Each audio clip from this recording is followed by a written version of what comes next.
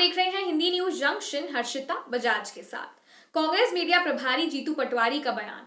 Tweet को लेकर दर्ज हुए मामले पर बोले, हम विपक्ष में हैं और जनता की आवाज उठाना हमारा काम है। सरकार अपने काम की जवाबदारी ले और जनता को जवाब दे। बिजली के बिल, किसानों का कर्ज, बेरोजगारी जैसे तमाम मुद्दे हैं, इन पर जवाब दे सरकार। 20-25 फॉर्मूले पर कहा, इसका स्वागत होना चाहिए, लेकिन सरकार जो फेल हुई है उसका क्या? मापदंड है सरकार के पास। सरकार पूरी तरह से हर मुद्दे पर फेल हो चुकी है।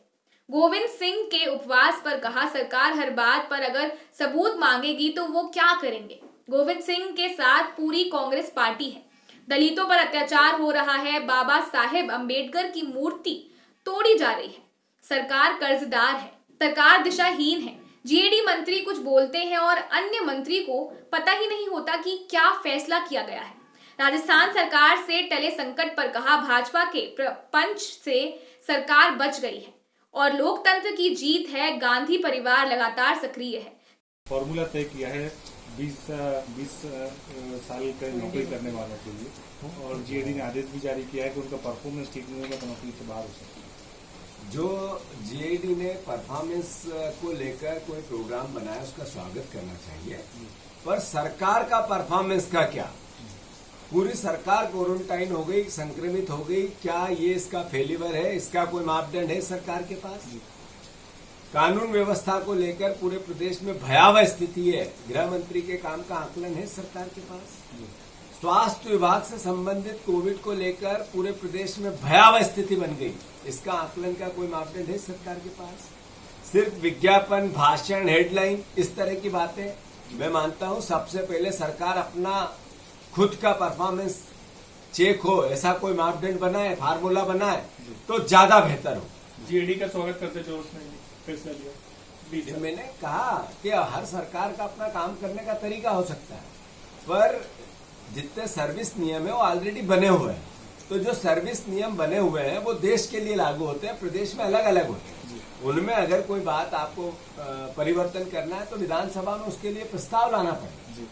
तो ये सब बातें हेडलाइन बनाने के लिए सरकार पूरी फेल हो चुकी है। किसानों का कर्जा खा चुकी है, गरीबों के लिए मरने के लिए पूरा दुनिया छोड़ दी है। हम कुछ नहीं करेंगे, कोविड में मरते रहो।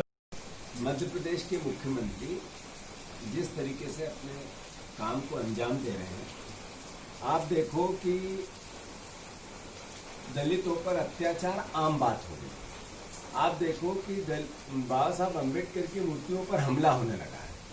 आप देखो कि ये मुख्यमंत्री जब से मुख्यमंत्री बने हैं, पीछे के दरवाजे से लोकतंत्र की हत्या करके प्रदेश में सबसे बड़ा जो सवाल आज पैदा होता है, सिर्फ विज्ञापन, हेडलाइन और जनसंपर्क के माध्यम से पैसा खर्च करना। बाकी विभागों के हालात अच्छे नहीं। कर्जा ले लेके लगातार चलने वाली ये सरकार, कर्जदार सरकार, किसानों का कर्जा खा गई। अब इससे बड़ा और क्या हो सकता है? मैं मानता हूं कि प्रदेश की जनता देख रही है और 27 चुनाव में इनको इसका मुंह तोड़ जवाब दे। जो परफॉर्मेंस वाली बात आ रही है, जो कर्मचारियों के परफॉर्मेंस की बात है, उसमें जीएडी ने आदेश जारी कर दिया। जीएडी मंत्री के राज्य मंत्री हैं जो इंदर सिंह परमार, वो कहते हैं कि जो परफॉर्मेंस देगा वही नौकरी करेगा, और दूसरी तरफ दूसरे मंत्री कहते हैं कि अभी ऐसा कोई प्रस्ताव ही नहीं है। तो क्या बात है? तो ये सरकार दिशाहीन सरकार है। जेडी मंत्री इस तरह की बात करते हो, दूसरे मंत्रियों को पता ही नहीं होता। मुख्यमंत्री क्वारंटाइन है, वो घर में से ही नहीं निकले। तो ये इस तरह से चलने वाली सरकार, दिशाहीन सरकार। एक मंत्री दूसरे मंत्री को पहचानता ही नहीं आज तक कि ये हम मंत्रिमंडल में साथ साथ है। इस तरह का कुनबा बनाया इन्होंने कि सब अवसर और लालच के लिए। तो इस तरह का मध्य प्रदेश का भविष्य तो गर्त में जाएगा, ये चिंता है हम लोगों को। सचिन पायलट ने राहुल गांधी जी से मुलाकात करी, प्रियंका गांधी जी से मुलाकात करी, और अब कहीं ना कहीं जो स्थितियां राजस्थान की थी वो संभलती हुई नजर आ रही है। सर, एक सवाल जोड़ना चाहूंगा, अगर एक्टिव मोड पे गांधी परिवार जैसे सचिन पायलट के मुद्दे पर आया, यहाँ आता तो आज बच जाती सरकार। पहले मैं मानता हूँ कि हर राजनीति क्या है, सरकार का दायित्व क्या है? सरकार को अवैध खनन में पहले भी नंबर 1 देश की सरकार ने तमंगा दिया था मध्य प्रदेश की सरकार को कि नंबर 1 लेके आए।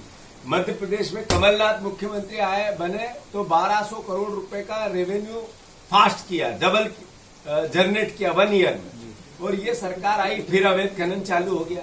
कुल मिलाकर गोविंद सिंह जी ने जो बात कही, पूरी कांग्रेस पार्टी उनके साथ है और इस सरकार को हर हालत में करप्शन के अगेंस्ट अवैध खनन के खिलाफ काम करना चाहिए।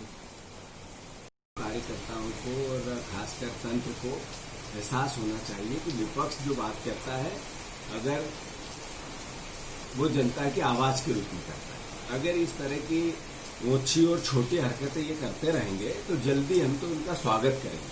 जल्दी जनता को समझ में आ रहा है कि ये लोग किस तरह के। देश 6 साल में अर्थव्यवस्था मौत के गाल में चली गई और उसके बाद अगर सवाल करते हैं तो ये कहते हैं ये गलत है।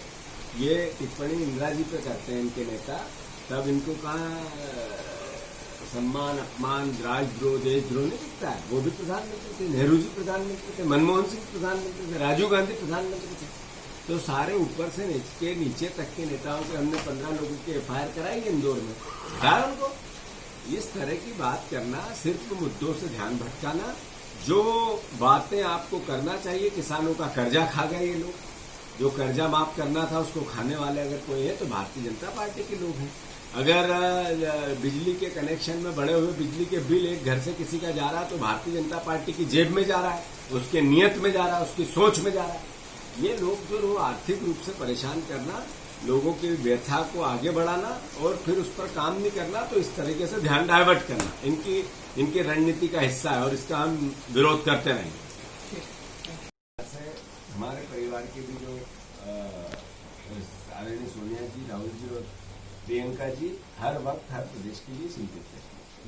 जहां तक राजस्थान के घटनाक्रम का मैं समझता हूँ स्वागत योग्य है। अगर इस तरह का जो भारतीय जनता पार्टी का पर्पज था वो उससे वहां के लोकतंत्र की हत्या होने से बची, ये राजस्थान की जनता की जीत है, देश की जनता की जीत है।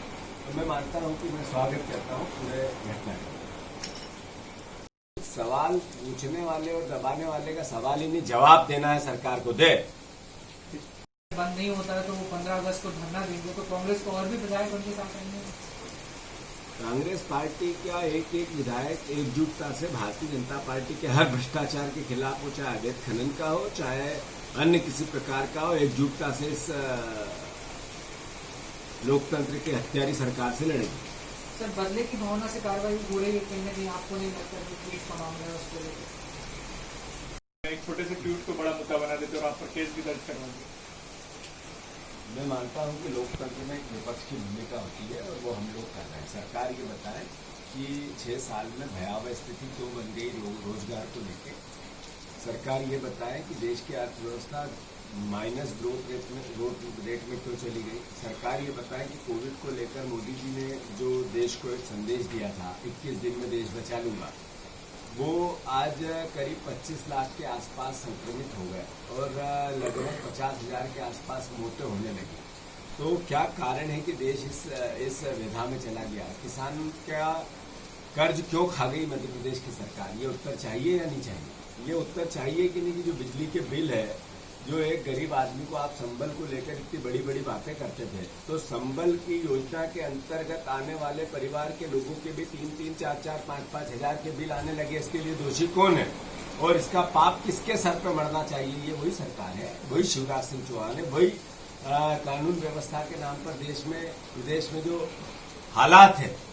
तो ये सब सवाल देश के सामने, प्रदेश के सामने है। हमारा दायित्व है, हम उठाएं।